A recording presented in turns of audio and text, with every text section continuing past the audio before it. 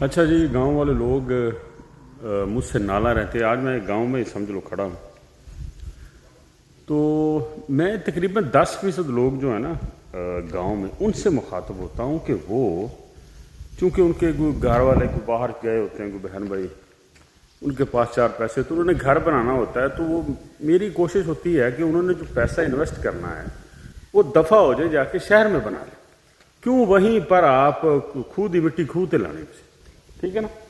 تاکہ میرا صرف یہ ہوتا ہے کہ یاد رکھیں دوستو، جتنا بڑا گراؤنڈ ہوتا ہے نا، جتنے زیادہ لوگ ہوتے ہیں، جتنی زیادہ افراتفری ہوتی ہے، جتنا زیادہ چیلنج ہوتا ہے، جتنی بڑی دوڑ ہوتی ہے، اتنا ہی انسان اپنے آپ کو منواتا ہے. یعنی آپ کی جو صلاحیتیں ہیں وہ نکھر کر سامنے آتی ہیں، آپ کے چھپے ہوئے ٹیلنٹ، آپ کے بچوں کے چھپے ہوئے ٹیلنٹ نکھر کر باہر آتے ہیں.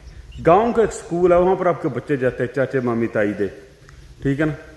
وہ مطلب وہی بچے ہیں، گاؤں چھوٹا سا گاؤں ہے، اس میں وہی بچے جا کے پڑھ کے آ جاتے ہیں. جب آپ بڑے شہر میں جا کر کسی اسکول میں بچوں کو بھیجیں گے تو مختلف سوسائٹی سے لوگ آئیں گے، مختلف تربیتیں آپس میں ٹکرائیں گی، آپ کے بچوں میں کانفیڈینس آئے گا، آپ کی ایک نئی نسل پروان چڑھے گی. ایک عورت کہتی ہے ساڑھے گھر اے سی بھی، گیزر بھی، تو فلانا بھی. یہ مٹیریلسٹک جو چیزیں ہیں، میرا یہ مقصد ہی نہیں ہے. یہ تو آپ کسی جنگل میں بیٹھ کر بھی لگوا سکتے ہیں، یہ کوئی بڑی بات نہیں.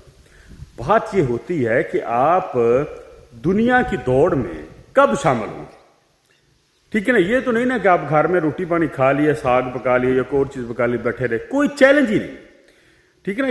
چیلنج دیکھو نا، شادی کے بارے میں نا کہا تھا، ایک حدیث آپ نے سنی ہوگی نبی پاک صلی اللہ علیہ وسلم کی، کہ ایک شادی کر لو، پھر اس کے دوسری کر لو، پھر تیسری کر لو، ٹھیک ہے نا، حالات بدل جائیں گے آپ.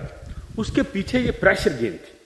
جب تک ہم پریشر گیم میں نہیں نہ آتے، پریشر آئے گا تو بندہ زیادہ کام کرتا ہے، ایک شادی ہوگی، بچے ہو گئے، پھر بندہ زیادہ دوڑتا ہے. جب آپ بڑے شہر میں چلے جاتے ہیں، ٹھیک ہے نا، اگر آپ قابل ہیں اور آپ کی صلاحیتیں باہر آئی نہیں، وہاں پر جا کر جب آپ مقابلے کی دوڑ میں کھڑے ہوتے ہیں نا، لوگوں کے ساتھ اپنے آپ کو کمپیئر کرتے ہیں، کبھی اسی تو بہت پیچھے ہیں، ٹھیک ہے نا. جب انسان خود کو کمپیئر کرتا ہے لوگوں کے ساتھ، وہاں پر لوگ گھروں میں، بڑے بڑے گھروں میں رہتے ہیں، ان کا مطلب کیا کہتے ہیں کہ ان کا مائنڈ ہی ہو رہا ہے، ان کے بات کرنے کا سٹائل ہی ہو رہا ہے، ان کے بچوں کا انداز ہی ہو رہا ہے.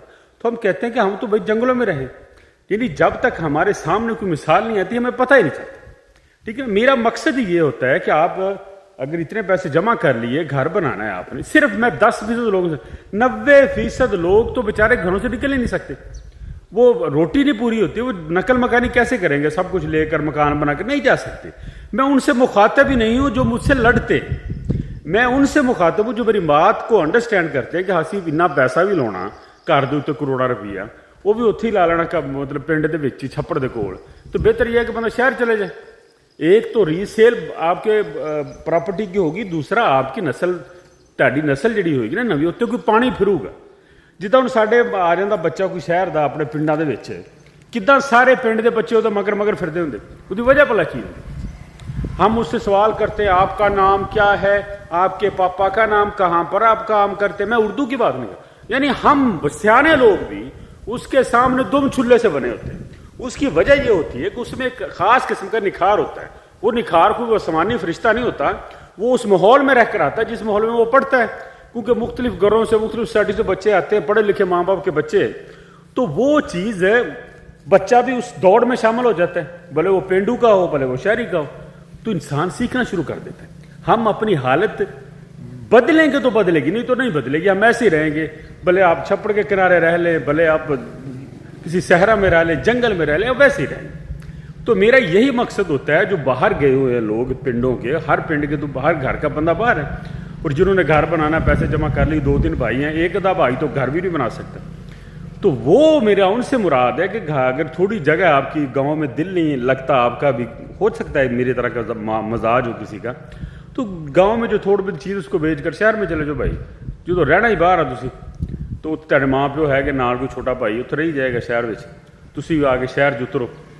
تو بس میرا یہی مقصد ہے. جو مجھ سے لڑتے ہیں ان سے تو میں مخاطب ہی نہیں. تسی بیٹھے رہو، تسی ہل ہی نہیں سکتے، ٹھیک ہے، نہیں آ سکتے تسی باہر. یہ بڑا اوکھا کام ہے بھائی جی، بڑا پیسہ لگتا. تو دعا میں یاد رکھیے جی، اپنے آپ کو یعنی کہ جدید دنیا میں داخل کریں. میں یہی زور لگاتا رہتا ہوں سب کو.